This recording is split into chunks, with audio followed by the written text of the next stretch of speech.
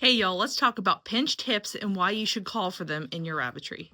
So basically what pinched hips are is your rabbit's back feet are so narrow and close together that they form a V instead of being parallel to one another.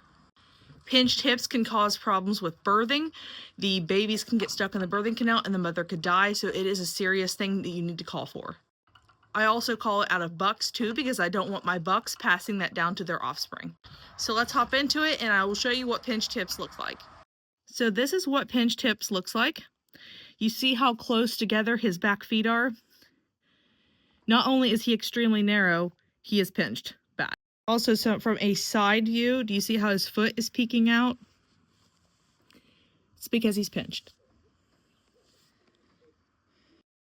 If I were to have this buck, let's just say on a glass table, and I looked underneath, his feet would be shaping in a shape of a V.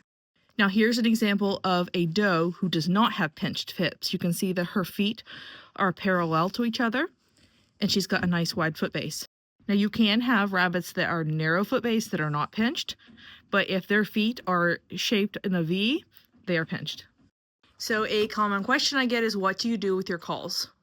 On our homestead, we process our culls and we eat them. They are food for our family. You're probably wondering why I don't just sell them as pets, and I'm going to explain to you why I don't.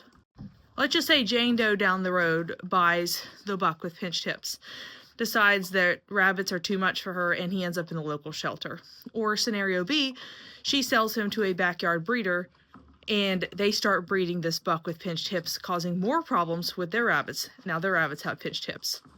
I would much rather my rabbits stay here, have a good life, and then end up going to freezer camp versus going to someone else who may or may not take good care of them, and they could end up with a backyard breeder who puts them in their breeding program, and now they have issues with their hips and their rabbits.